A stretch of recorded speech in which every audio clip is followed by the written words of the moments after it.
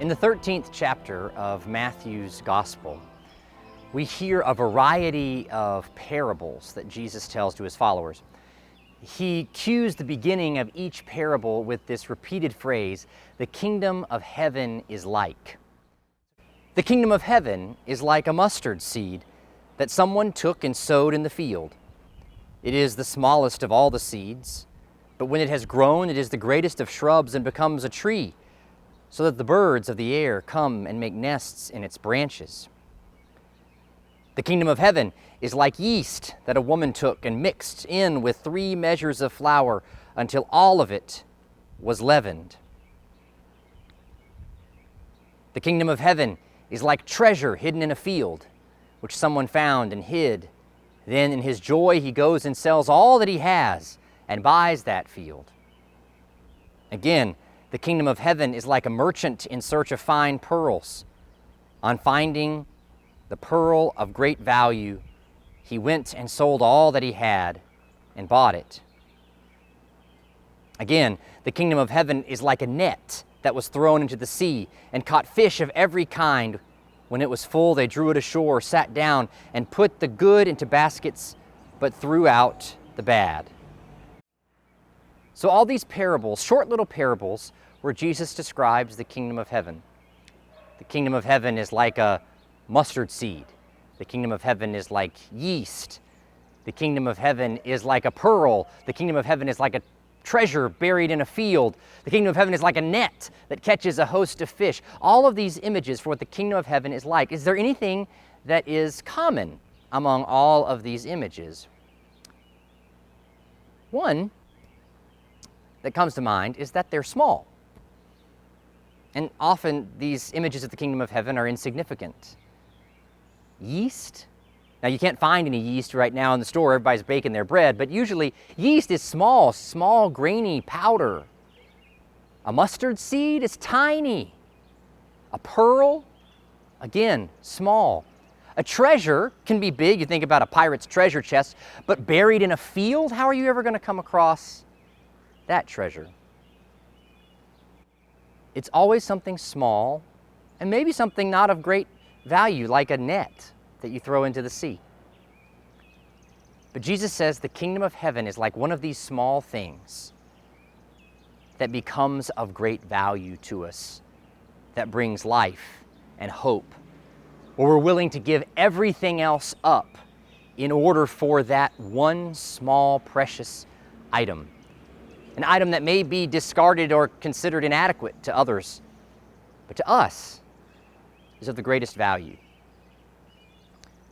When I read these short little parables, kingdom of heaven is like a mustard seed, like a treasure buried in a field, like a pearl, like a net, I think about this back garden.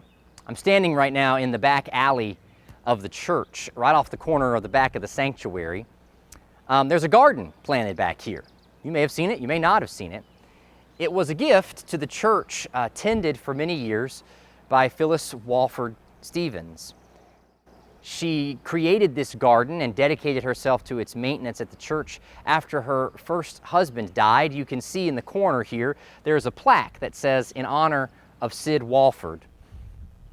And I'd always been sort of confused and somewhat, annoyed by this little garden back here where nobody can see it. It's not out there on Grandin Road. It's not on the side where our main parking lot is. Only a few preschool parents drive through here, employees, somebody cutting through. Why have all of these lilies and iris and daylilies and azaleas back here if nobody's going to see them?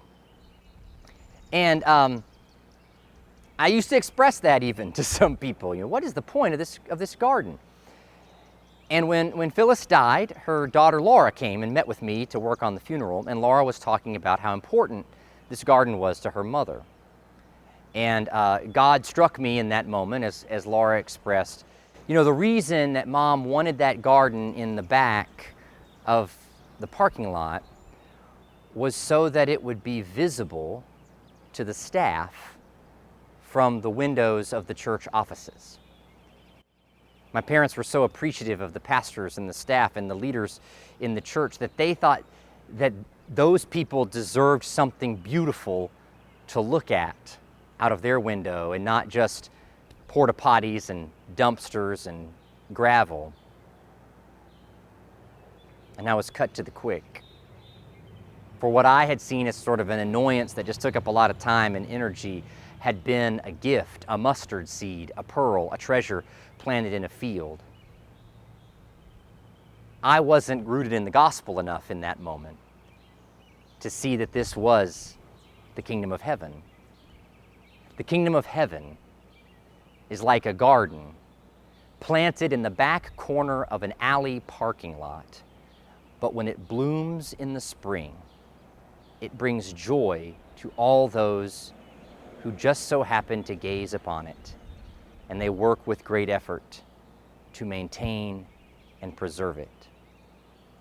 Now every spring, usually in late March and April, the colors of this garden radiate, and I make sure to take time to appreciate them through the window of the office.